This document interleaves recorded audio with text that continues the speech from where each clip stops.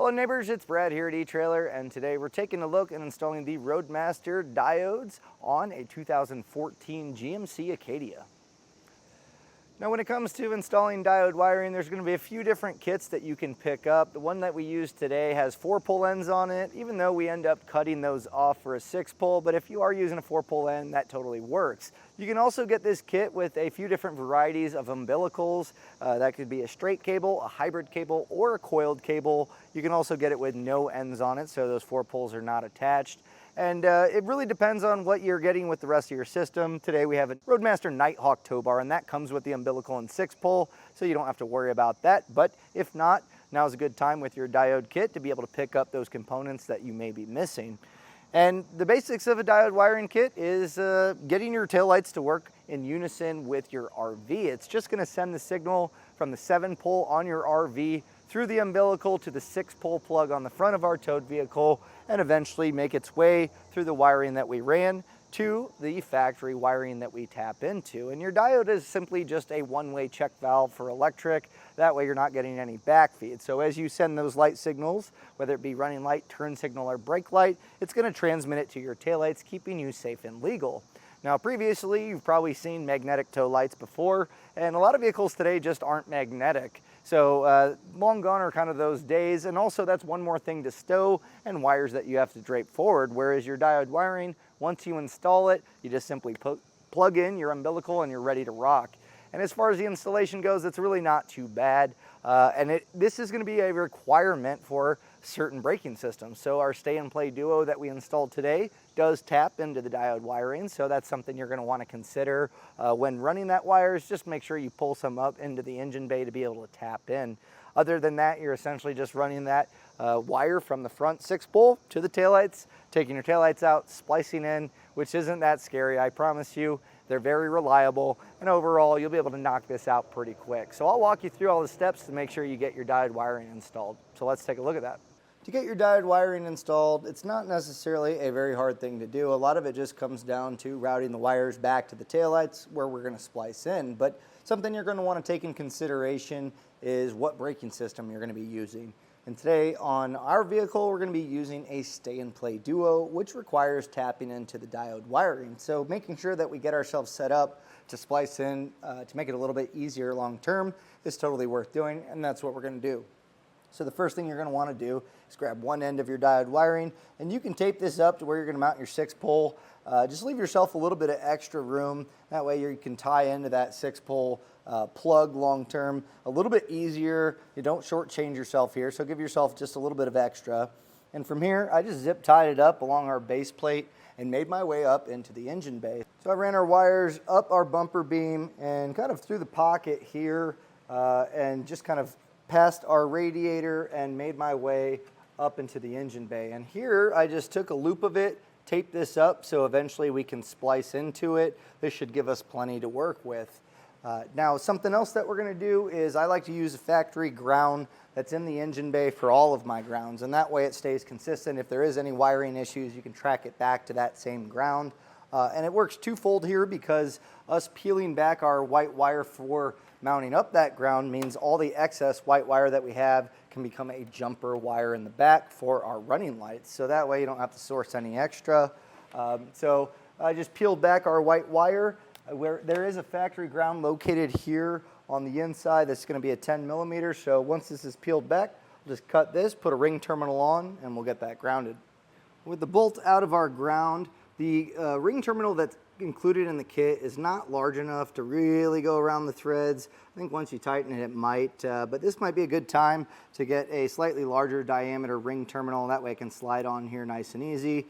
If you don't have one of those handy, not to worry. You can actually use the self-tapping screw that's included in the kit and just drill into the side.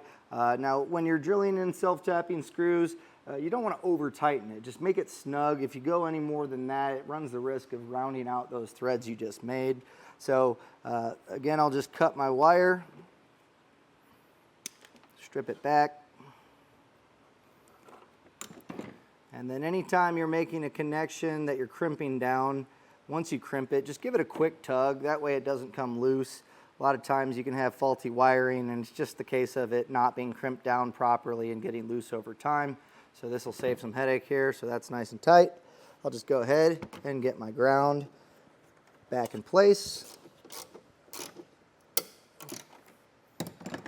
So now we'll just take the remaining 3 wires and we're going to route this down along the firewall, keeping it nice and tight against it and away from anything that's hot, whether it be exhaust, moving, so suspension axles, sway bars, anything like that. And then I'll just route this back to the vehicle, zip tying it up along some factory spots until we make our way back to the taillights. So I'll go ahead and get this run and then show you exactly the path that I took. Now, once you run your wires down on the firewall, we'll just continue to the back of the vehicle. So there's a decent amount of hardline brackets that you can utilize to zip tie up. Don't zip tie them up to hard lines. You don't want zip ties causing any damage. It's highly unlikely, but also it's just a good rule of thumb to use the brackets. So what I did here is I just routed this down, and then where our fuel tank is located, there's some brackets, and I just kind of ran it under. And if there's any wire loom that you come across, zip tie that up. But these brackets are going to make sure that long term it's going to hold the wire up. And so we just kind of keep making our way back. And where the filler comes in the tank, that's where I started to route up towards the rear cross member that we have here. You can see just right about this area, I routed that up and zip tied it. Now at the top of the cross member is where I split my wires off. So our green wire needs to go over to the passenger side for our right turn signal, and then the yellow and brown are going to go to the driver's side. So I just split those off and zip tied them up. On this side, on the driver's side, it's pretty easy. There's a factory wire loom that I was able to zip tie, and there's also the exhaust hanger bracket that makes for a good spot to keep it up away from the exhaust.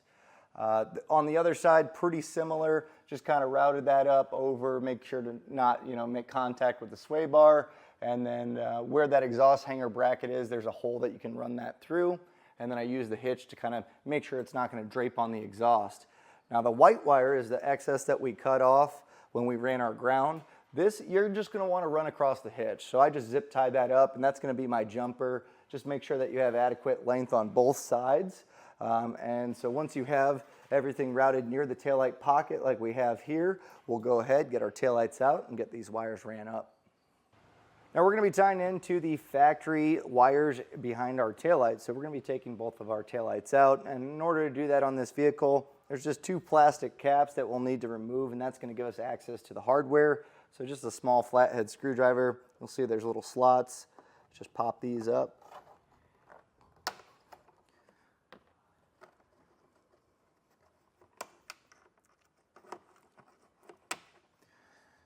And that's going to give us access to our screws that are in here.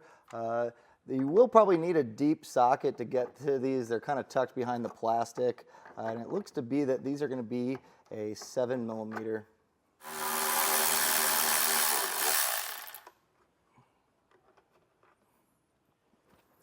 Now at this point you should be able to pull your taillight out. Now there's going to be a alignment tab that's located on the back side, and this is just rubber. Sometimes they'll dry out if you haven't had your taillights out in a while and be a little bit difficult, but just pull straight back. And if you do need to, just be careful with a plastic trim tool. You might be able to pry a little bit on here just to kind of get that leverage. And at this point, what we're going to do is unplug our taillight. So there's this red tab. We're just going to pull this back. That's going to be a locking tab. And this one's pretty small, so if you can't get your fingers on it to unlock it, a small flathead will get that accomplished as well. And then once that's pulled back, you should be able to press down on the tab. And this can slide out of this to make it a little bit easier if you need to, but we should be able to get this separated here. And sometimes, just with age, these can be difficult, so to get this to separate a little bit easier with that flathead, you just lift up on this tab, and then you should be able to kind of push this back and get it separated. So we'll also go ahead and get our taillight out on the passenger side as well and get that unplugged. And before I start finding our factory wires and tapping into those, I'm going to go ahead and pull up the ones that we ran to the taillight pocket from our diode wiring, and you'll see there's a small gap here. So with a pull wire, I just have an airline tube here. You can use a string with a nut attached to it, pretty much anything. If you have a long stick or something along those lines to slide this down, it's going to make it a lot easier to get those wires pulled up. So just reach up for that pull wire that you had, and then we'll tape up our wires and pull it up. And then as we pull this up, it's a good idea to check underneath. Sometimes it can get wrapped around the exhaust or whatever it may be, so we want to make sure that long term these aren't going to get damaged. So pull out your slack and then double check underneath. It's also pretty tight here, so just be gentle. You don't want to have to go back and retape all that up and pull it through again. So pull here. Everything looks pretty good under here. So obviously we have quite a bit of extra wire here, so I'll just cut off the excess for now. And now back to our factory plug. We're going to have some tape that's wrapped around it for insulation. If you can, you might be able to unravel it. If not, you're going to want to cut this back because we're going to be splicing in the wires, and I recommend going back fairly far on these. I would say maybe 6 to 7 inches, and that way you have a little bit of room as far as the plug going back on the taillight. So this kind of can get a little bit gummy, so if you need to, you can just make a small cut. Just make sure obviously you're not cutting the wires in the, at the same time here. And generally with that kind of cut back, you should be able to start peeling this back until we get that exposed. And normally at this point, to determine the wires that you'll be using, you would be using a test light or a probe on here and have someone run through the signals. We've saved you a little bit of time because I have the wire colors that we're going to be tapping into. So there's going to be 2 of them that we're going to focus on. And on the driver's side, the first one that we're going to tackle, which is going to be our stop and turn, is going to be the solid yellow. Now you'll see that there's also, it's kind of hard to see here from the tape, but it's yellow with a black, small thin line. Go for the solid yellow. So just kind of pull that off to the side. And then we're also going to need to get our running light signal, which is going to be our purple. So solid yellow and purple wire. We got this peeled back here, so I'm going to go ahead and make our first cut.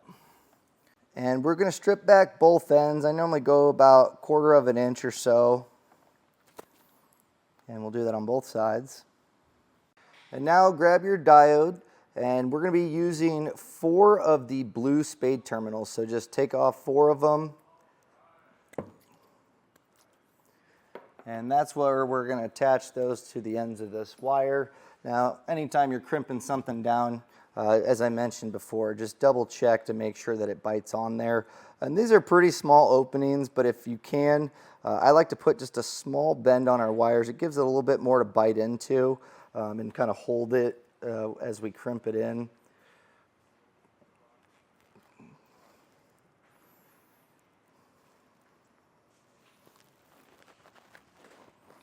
So with all those ends crimped down, we'll take 2 diodes, and they label these. You'll see that it's going to say out and in. The in has 2, the out has 1. So with the out, have that go towards the spade connectors that are near the plug. So we'll put our purple on here. And then at the top, just take the corresponding color, so our purple, and you can attach it to either one here. And then we'll grab our other diode and do the same with our yellow.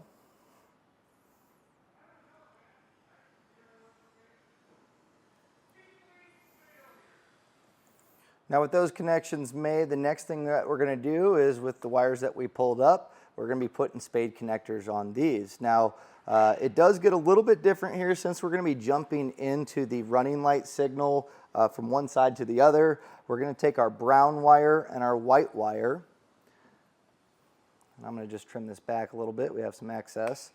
And I'm going to strip both of these back, and that's where you might have noticed that we have 1 yellow spade connector on one of the diodes, and that's just a larger diameter, so it's meant for 2 wires to go together. So we'll strip these back and get those tied in with that yellow spade connector. And since this is our running light, this is going to go to our diode with the purple wires attached. And then we'll just strip back our yellow and put the blue spade connector on there, and that's going to go to our diode with the yellow wires attached to it. Now with those connections made, we're ready to put our taillight back in place, but what I like to do, just to kind of prevent these from coming loose from the spade connectors or pulling off the diode, is I like to wrap all of this together with electrical tape. Kind of creates a wire strain to protect it long term. There's also double-sided adhesive on the diode, so you can stack these together. So I'll go ahead, I'll get this all wired, using electrical tape. I'll kind of tape this all up, and then we can get our taillight put back in.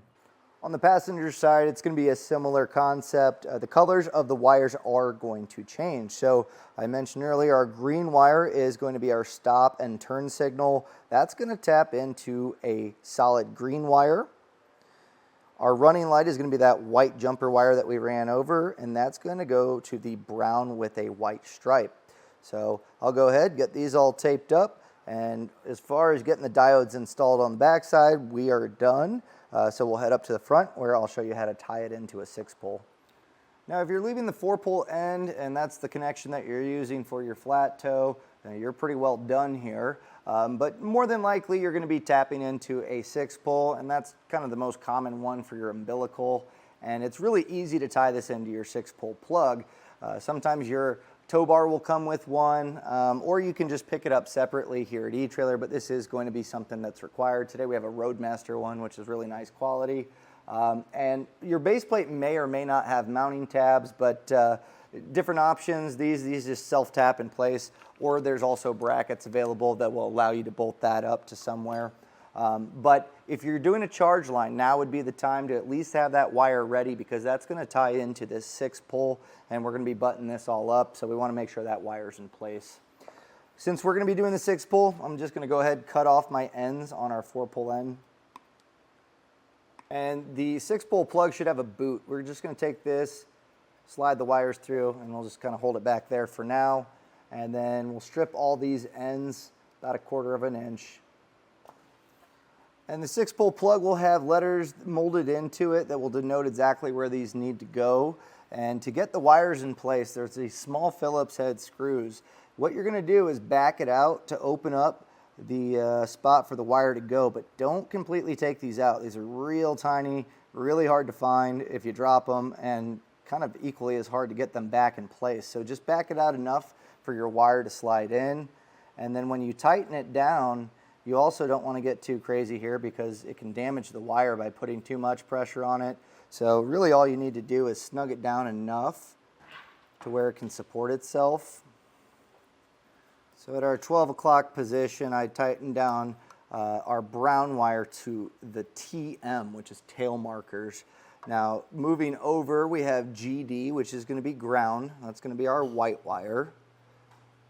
So we'll get that one attached. And then you'll have LT, which will be our left turn signal. That's going to be our yellow. And then we'll have RT, which is our right turn signal, which is green. Now, if you do have that charge line, you're going to be putting that into the center, which is the taller post, so you can go ahead and put that in place. Now, once you have those attached, this is up to you if you want to do this, but since this lives on the front of the vehicle, it's very possible it's going to be exposed to obviously anything you're driving through. So for a little added protection to make sure that the wires don't break down, we'll take a little bit of RTV silicone and just coat all of this up. And then we'll take our boot and we'll slide this over. And I'm going to take electrical tape and wrap it around to kind of, again, just prevent any moisture from getting into our plug. And I'll just leave our tape attached for now, because if you want, you can backfill this so it's all filled up with silicone to really just prevent any moisture from getting in there. And then also included with our diodes is going to be a little length of wire loom. And this is a great way to kind of clean up your wires. So, you know, having the extra color here, it helps us get this ran, but it's not exactly the prettiest looking thing on the front of the vehicle. So the wire loom just kind of cleans that up. So you'll just overlap it, and then you can slide that in the boot. And then we'll just continue with our electrical tape, wrapping that all up. So if you have this style of mounting on your base plate, it just goes in place with a self-tapping screw. So we'll just get this tightened down, and then we're going to test this before hitting the road to make sure that everything works. Now, as far as testing goes, you're going to want your umbilical and hook up to your RV. We're using a test box, which is just simulating having a 7-pull on that RV. So have someone check the taillights as you run through them, and that way you know that you're roadworthy and ready to go when you're ready to flat tow. So we'll start off by turning on our running lights. Then we'll do our left turn signal, our right turn signal, and then finally our brakes. So with everything working properly and verified, you've officially installed your diode wiring. And that was a look and installation of the Roadmaster diode kit on a 2014 GMC Acadia.